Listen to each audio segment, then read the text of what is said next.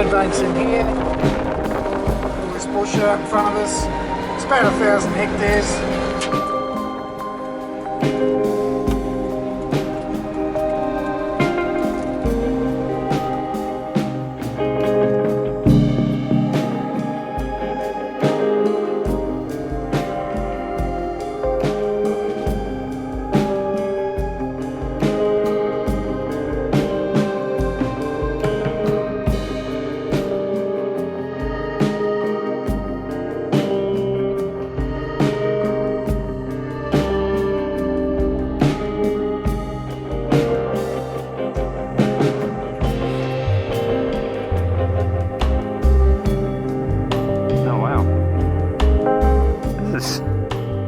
Actually really quite cold in here. This is John McGuire, Thylacine hunter, editor, wildlife extraordinaire.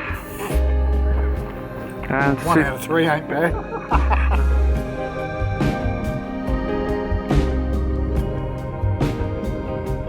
There's some permanent water in here as well. There's a spring further up the creek, as well as there'll be a lot of water come through in winter and you know, hang around for a while. It's obviously a lot of flash flooding through here with the rains and a lot of erosion, but as you can see, this part of the creek, it's a lot greener, so you know there must be a bit of moisture around. But yeah, there's a lot of species out here. There'll be a lot of reptiles, there's probably a lot of rabbits, so there's probably a lot of fodder for a thylacine out here. And you know, thylacines were here. They've found thylacine fossils here, giant wombat fossils, giant kangaroos, you know, some of them from 65,000 years ago, but thylacine's probably only 3,000 or 4,000 years ago. So most of the fossils here have been left in situ, so it's a real fossil reserve, so they're protected in the ground where they were found.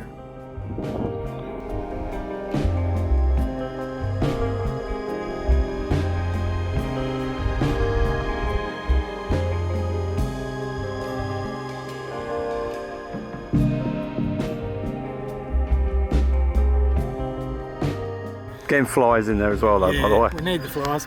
So what we're here for at Red Banks is just looking for signs and also seeing what's on the ground. And come over here, Dave. You can see here we've got some prints. So these are the sort of things we're looking for. Now I don't know, what do you think, Dave? Is that fox?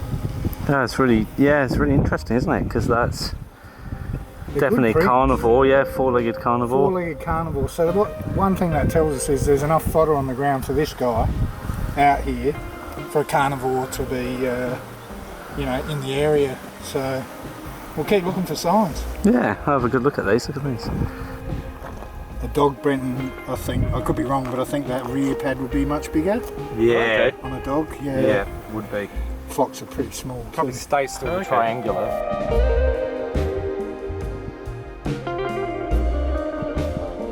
So Neil will know more about this tree. This is a mallee tree. You can see the whole thing is one tree, so you know this tree would be probably at least 1,000 years old. It's huge, isn't it? It is absolutely enormous.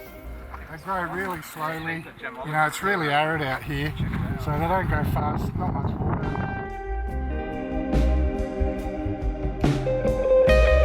So we've noticed there's, you know, emus, kangaroos, just with prints, and probably foxes. So there's a bit of wildlife. There'll be lots of reptiles as well, a few birds, a few birds of prey. So yeah, we're going to check out the campsite.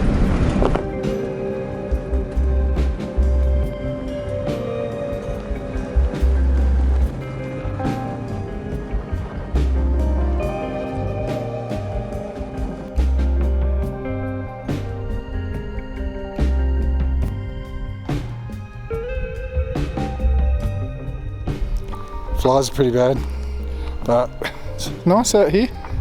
It's well, I think forecast was 21, feels like 31, and we're just setting up camp. I'm sleeping in the car, so that's ready to go.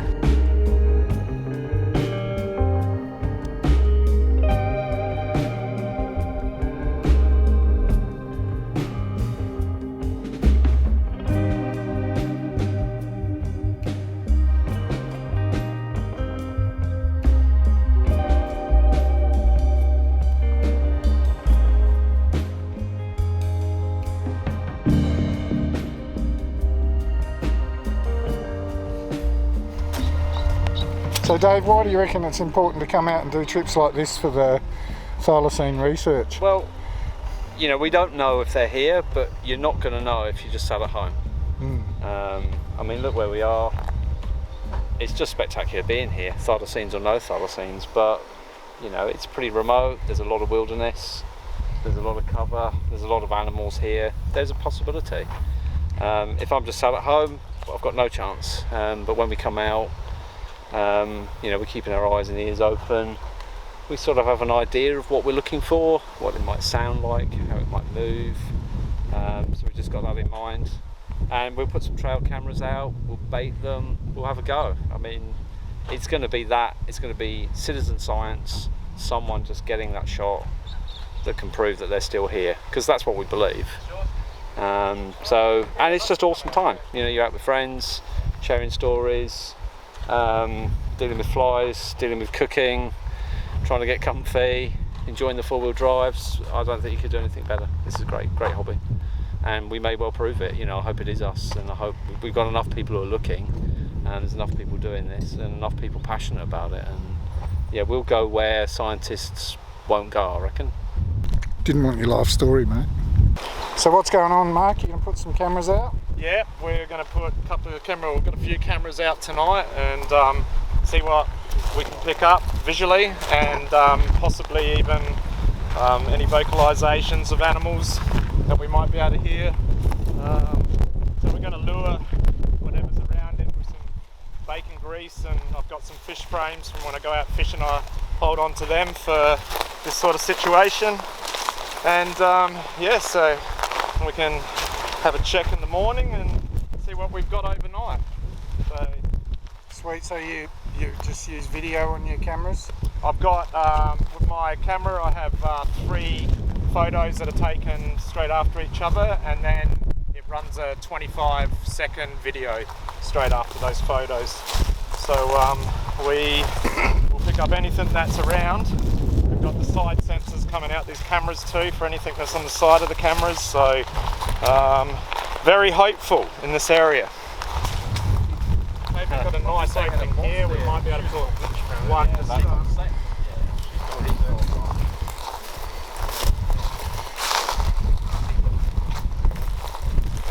Yeah, open area here.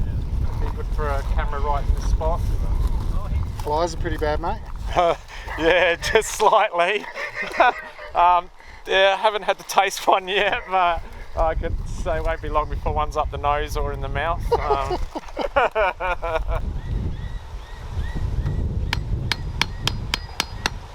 I'll try and put this camera about 1 foot to 2 feet just up in height, as we know what we are trying to get on the video and in the picture is thylacines, and they've only been known to be about 2 foot high, maybe 2.5 foot high. So we'll try and keep the camera low so it pans down low, especially if something comes in close, because I've had an unknown animal come up to my camera when I had it up about this height, and all you could see was the nose and the whiskers. So I'll try and keep them down a bit lower and just see what we can get down in a lower area. So yeah, and this will go through, this will pick up right quite a fair way and then out quite wide too. So yeah. So this is infrared camera? Infrared camera. And motion sensor? That's correct, yes. Yeah. And we'll turn it on and she'll be right.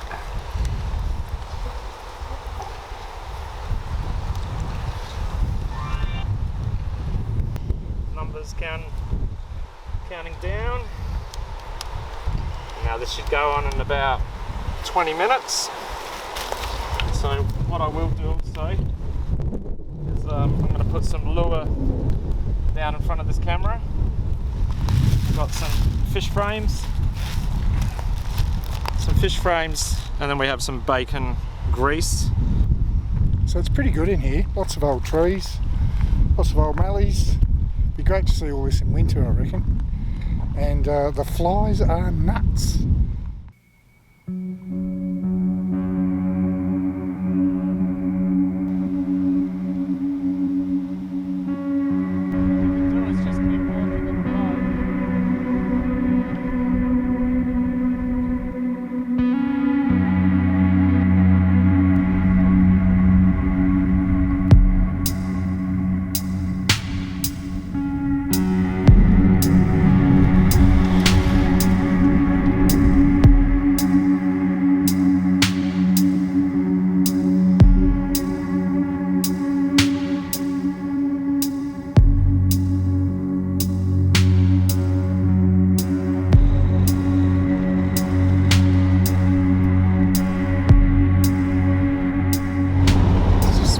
forest out here. Massive plains. Seen some emus, kangaroos, some wedgies. It's beautiful.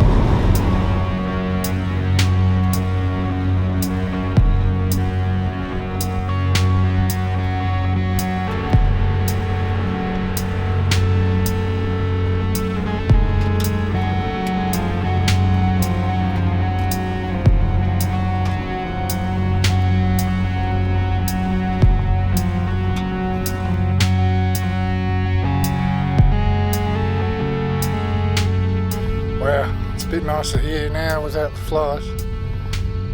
It's quite a cool evening. It's beautiful.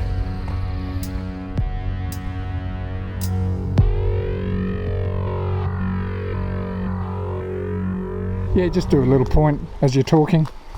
And this is where the treasure was buried. Yeah. Right here. Is that Oak Island? This is Oak Island. We're actually on Oak Island right now. Right. And Matthew Flinders came here and buried the Flinders Ranges here as treasure.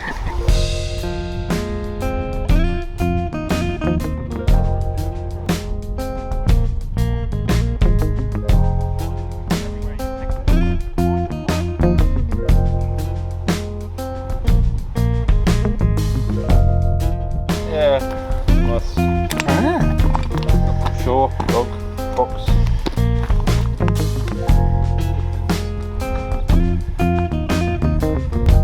scorpions are a good thing not to disturb too much.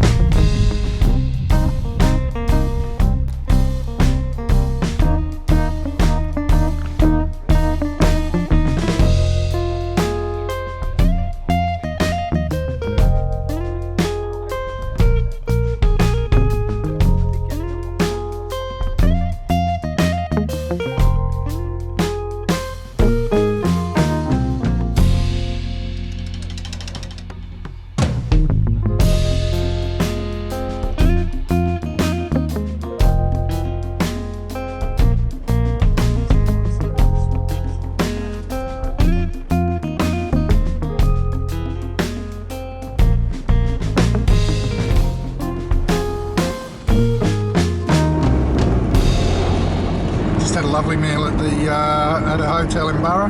Really nice. Now just looking forward. Going to go up to Karuna Creek Conservation Park and just see if there's any tracks around there, and take the back road. Karuna Road goes almost straight to Red Banks Conservation Park, so we're going to go back to camp that way. See what happens. See if we can find some tracks. Would be nice.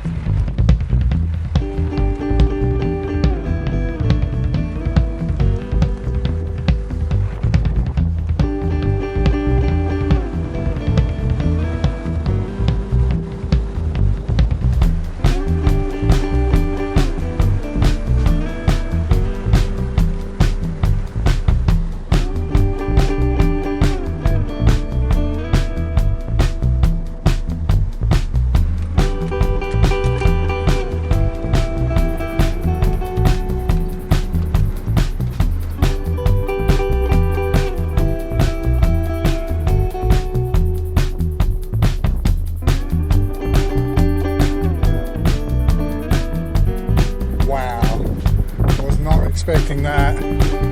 What a great view.